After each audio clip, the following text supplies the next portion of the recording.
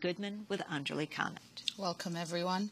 While the Obama administration continues to discuss sending additional troops to Afghanistan, the country's international election watchdog, the Electoral Complaints Commission, is expected to shortly begin an audit of suspicious ballots from the August 20th elections.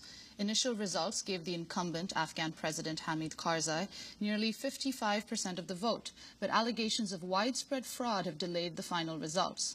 Last month, the United Nations-backed commission ordered a recount of 10% of ballot boxes after finding, quote, clear and convincing evidence of fraud. But the UN's legitimacy in Afghanistan has taken a serious beating.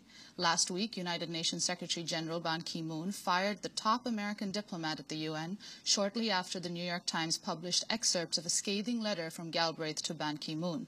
Galbraith accused his boss at the UN mission in Afghanistan, Norwegian diplomat Kai Eide, of helping cover up electoral fraud and being biased in favor of Hamid Karzai.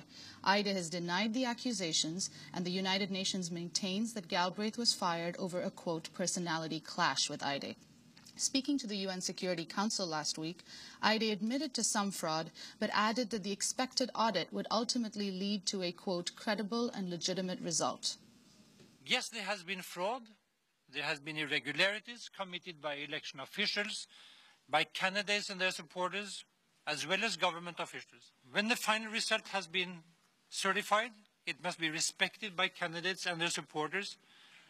What most Afghans by far now want is to see the process come to an end, a government formed and their lives improved. The leading opposition candidate in Afghanistan, Abdullah, alleges massive fraud and expressed his concern over Galbraith's removal for speaking out against the fraud. The firing of Mr. Galbraith was on some technical issues. I have no say in it. If the issue was based on the fact that he was for vigorous look into the issue of fraud, he was, in that case, I will say that he has been talking on behalf of the people of Afghanistan, because it's first and foremost in our interest to have a vigorous look into the issue of fraud, vigorous approach, and to preserve the credibility of the process.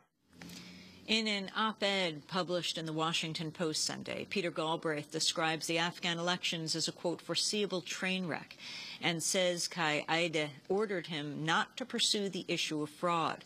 Fraud that he says has, quote, handed the Taliban its greatest strategic victory in 8 years of fighting the United States and its Afghan partners. We go now to Bergen, Norway, and we're joined by Ambassador Peter Galbraith there. Peter Galbraith, welcome to Democracy Now! Can you explain why you believe you were fired? Well, I was fired because of as a result of a long-standing disagreement with Kai Eide, the head of the mission, not over how to handle electoral fraud, but over whether the UN should handle it. Let me first, though, correct a couple of things in your introduction. My recall, that's the diplomatic term for it, took place before, or the decision to do it took place before I wrote the letter to Ban Ki-moon. So the letter was not what triggered the recall, and it appeared, it was leaked by someone to the New York Times only after my recall had been announced. So it was not the factor. But having learned that I was going to be recalled, I wanted the Secretary General to understand very clearly what the issues were. And as I said at the beginning of that letter, I thought it was astonishing that the United Nations should dismiss the official who was responsible for the elections because he was concerned about fraud in the elections.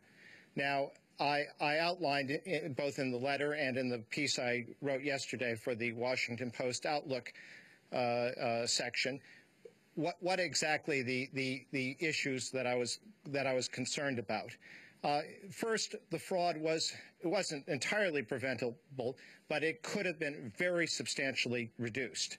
And this is important because these elections have been a disaster for Afghanistan. They've been a disaster for the international effort. If Karzai emerges as president at the end of this process, his credibility is going to be much reduced with a large part of the country.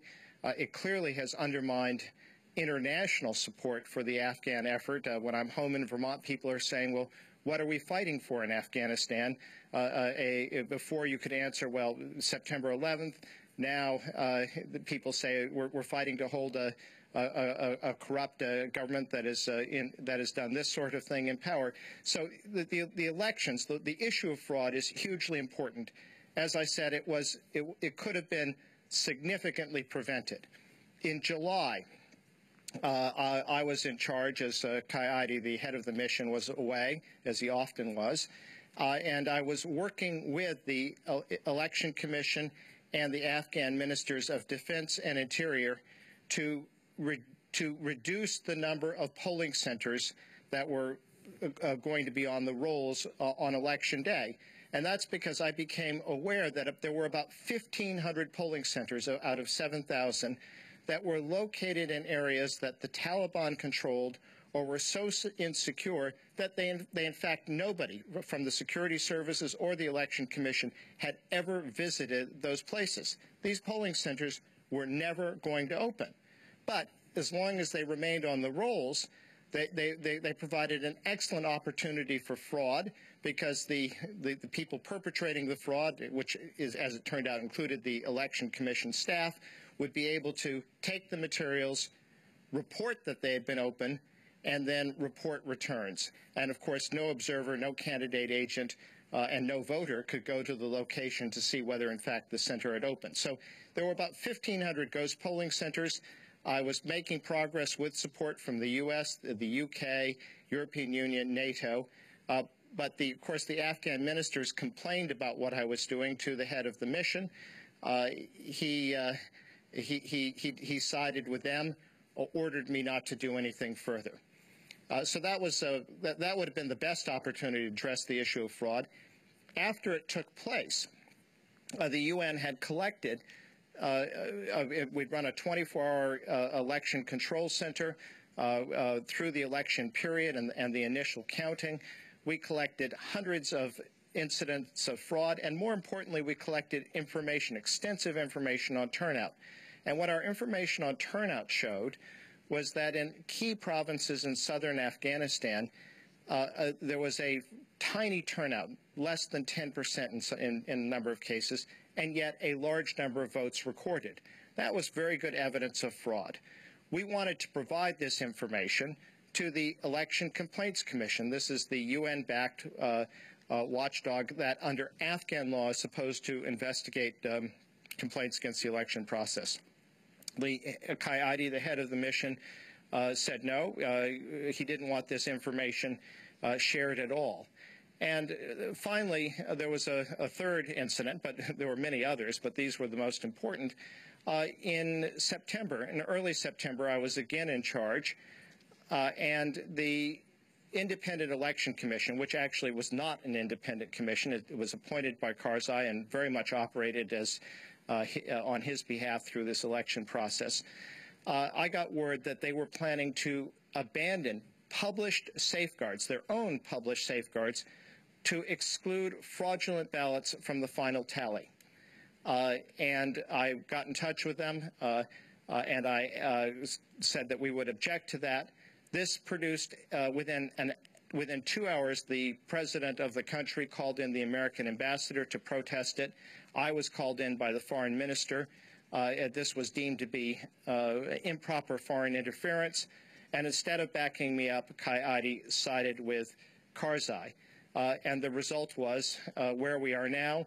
There is an electoral crisis in Afghanistan, and the ability of the United Nations to deal with it is much diminished.